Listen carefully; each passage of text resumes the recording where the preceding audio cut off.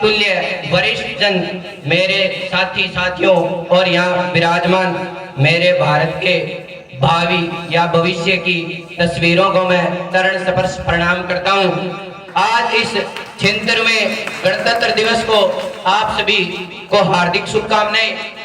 जो मेरे साथी एग्जाम की तैयारी कर रहे हैं, कंपटीशन की तैयारी कर रहे हैं, या फिर इसके अलावा जो यहाँ पर विद्यार्थी पढ़ रहे हैं, आपने अथर्ववेद में लिखा हुआ सुना होगा या देखा होगा कि यज्ञ करना, यज्ञ करवाना, यज्ञ करना, यज्ञ करवाना, शिक्षा देना, शिक्षा लेना, ये पुरोहितों का काम होता था। किन का काम होता था? पुरोहितों का काम होता था। लेकिन वर्तमान में अगर हम देखें तो ऐसी कंडीशन नहीं रही है। वर्तमान में आप सभी, चाहे किसी भी जाति से व्यक्ति है, वर्तमान में पढ़ लिख सकता है सभी, और आज भी सरकारी सेवा में चयनित हो रहा है। यानी इसी के साथ अगर देखें तो चाहे कोई 80 वाला है, चाहे कोई जनरल वाला है, सभी अपने मंजिल को पा सकते हैं। 80 वाला एसडीएम बन सकता है, जनरल वाला आरडीसी भी लग सकता है, ये कोई बड़ी बात नहीं है।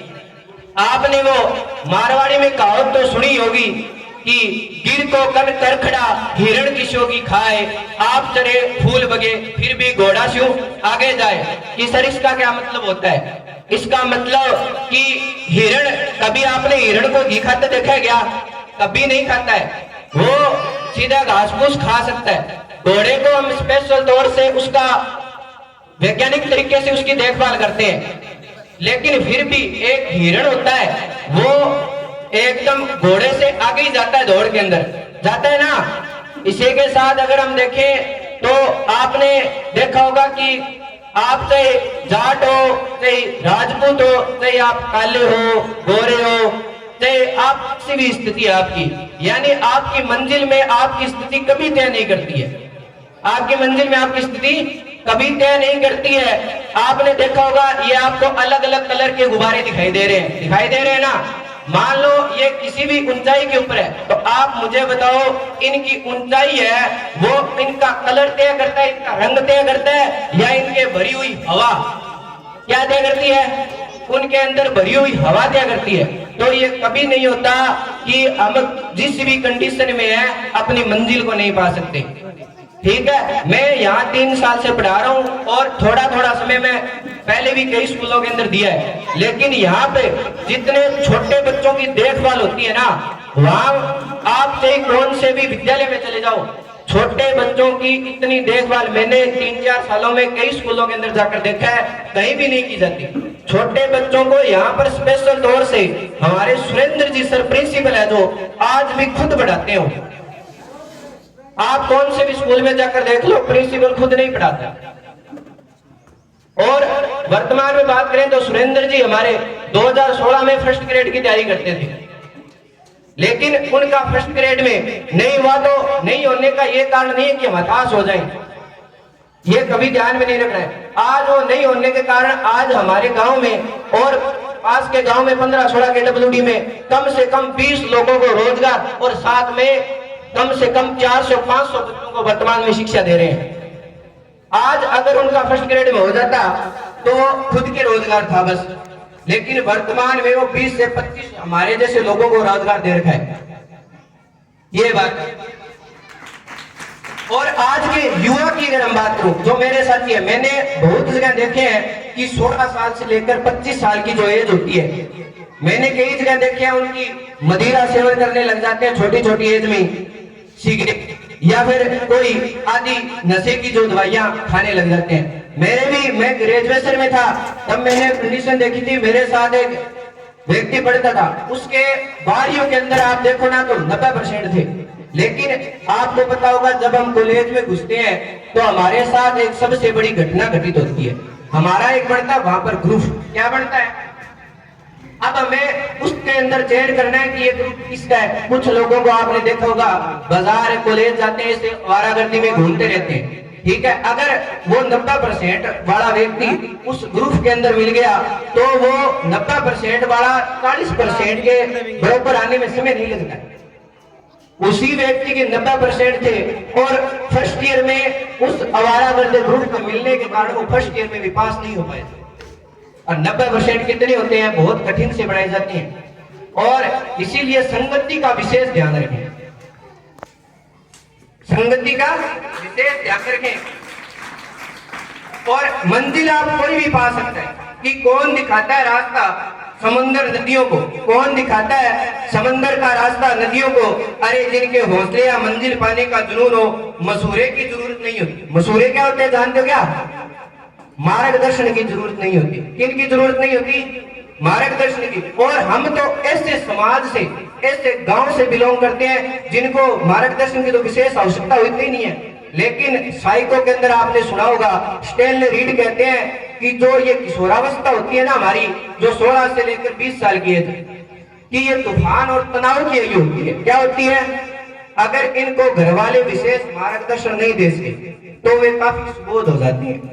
यानी घर वालों का मार्गदर्शन जरूरी है इसमें। अब आप कॉलेज में जाते हो तो कॉलेज में आप देखते हो कि घर वाले कभी पीछे जाते हैं क्या? कभी नहीं जाते हैं। ना तो कॉलेज में कोई प्रार्थना है, न कोई कॉलेज में टेस्ट होता है। कॉलेज में हमें अपने स्वयं ही निर्णय लेने होते हैं। अब वो आपके ऊपर डिपेंड करते हैं कि आप किस प्रकार के निर्णय लेते हो। और हम तो ऐसे गांव खोटा से बिलोंग करते हैं जिनको विशेष अपने आप निर्णय लेने चाहिए। नीम की लकड़ी चंदन उगम कोनी, मार बडेरा क्या करे पहला जितो आबाल हमदम कोनी, आई मार गांव कभी खोटा और लंदन उगम कोनी। और अगर आप इस नशे की प्रवृत्ति में पड़ गए तो आपको ज्यादा टाइम नहीं लगेगा बर्बाद होने में। और नशे के रूप में आज हमारे गांव में ही एक व्यक्ति का पता होगा, मैं उनका नाम लेना चाहूंगा, ऐसे महान पुरुष जिनका बहुत धन्यवाद करना चाहूंगा। आज हमारे सामने तो मौजूद नहीं है वो, तो श्रीमान हुक्काराम खोड़ अपने ही गांव में नहीं बल्कि आसपास के गांव में भी जाकर नशा मुक्ति के में युवाओं को प्रेरणा स्रोत बने हुए देखा आपने। और साइकिल से बड़ी बड़ी दूरियां तय कर नशे के रूप में व्यक्तियों को, युवाओं को प्रेरणा स्रोत बने हुए। ऐसी हमारी कई सामने आती है। लेकिन आपको संस्कार भी होने जरूरी है। अगर हम सीधे शिक्षा ग्रहण कर रहे हैं तो शिक्षा का कोई मतलब ही नहीं रहता। संस्कार होने व्यक्ति के अंदर जरूरी है। राजनीति विज्ञान में विमर्शन नाम सुना होगा आपने, विमर्शन का। वो कहते हैं कि संस्कार के बिना शिक्षा शैतानों को पैदा करती है। किनको पैदा करती है? शैतानों को। अगर हमारे अंदर घर वाले संस्कार नहीं डाल पाए तो शिक्षा जरूरी नहीं है। पहले क्या होने चाहिए? संस्कार। यानी संस्कारों के बिना शिक्षा भी शैतान पैदा करती है और जो समाज को खराब करते हैं। शैतान पैदा होंगे तो खराब ही करेंगे, नॉर्मल सी बात है भाई। अगर मैं फैमिली के रूप में बात करूं तो मैं कोई ज्यादा प्रतिभाशाली बालक नहीं रहा हूं, ज्यादा प्रतिभाशाली बालक नहीं रहा हूं। कक्षा 8 या BA तक मुझे इस मंच के ऊपर कभी सम्मानित होने का अवसर नहीं मिला था। लेकिन हाँ, 10वीं के अंदर अच्छे नंबर नहीं बने थे, 12वीं के अंदर बने थे। लेकिन 12वीं करने के जस्ट बाद ही मैं विद्यालय में पढ़ाने लग गया था। 12वीं करने के बाद जस्ट 12वीं तक पढ़ाने लग गया था मैं विद्यालय के अंदर, तो मेरे को ज्यादा वहां पर अवसर नहीं मिला था। लेकिन जैसे ही 12वीं की, BA की, लेकिन BA कंप्लीट हुई तो BA का कॉलेज टॉपर रहा हूं, हमारे राउसर से किया मैंने, इंडियन कॉलेज से। लेकिन 10वीं में कभी परसेंट मायने नहीं। आप ये सोचने लगे ना कि परसेंट मेरे कम है, 10वीं में परसेंट कम थे, 12वीं में कम है तो मैं कुछ नहीं कर सकता। तो परसेंट कभी मायने नहीं रखते। 12वीं करने के बाद हमें एक अलग से जिंदगी प्रारंभ करनी पड़ती है। कभी परसेंट मायने नहीं रखते हैं। आपने सोचा होगा हमारे भारत की सबसे बड़ी post IAS, Indian administrative service, जिसके अंदर 35% ही मांगते हैं। चाहे IAS है चाहे RS है, केवल कितने परसेंट मांगते हैं? 35% ही मांगते हैं। इसके लिए परसेंटों पर कभी मत ध्यान। अब 10वीं वाले 12वीं वाले करेंगे हमें तो परसेंट बढ़ा देंगे, ऐसी नहीं करनी है। परसेंट होने एक योग्यता होती है और वो परसेंट कब में आएंगे? जब आप किसी अच्छे ज्ञान संस्कार होंगे तभी। आप 90 बढ़ा लोगे हैं और पहले आपको जो गुरुजन पढ़ाते थे उनको आपको ध्यान में नहीं है। तो एक बात ये भी ध्यान रखनी है कि हमें अपनी स्थितियों की या जड़ों को कभी नहीं भूलना। अगर जिस पेड़ की जड़ टूट जाती है ना तो वो पेड़ धराशायी हो जाता है, न तो ऊपर का रहता और न नीचे का रहता है। जड़े कौन है? हमारे माता पिता, हमारे गुरुजन, हमारा परिवार, हमारा समाज।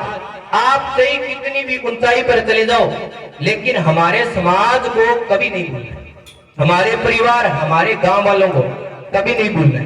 सीढ़ियों और एक बात, हमने आज ज्योग्राफी के अंदर जलधाराएं पढ़ाना कठिन नहीं होता जितना पहली और पांचवी क्लास के अंदर कै ख सिखाना कठिन होता है।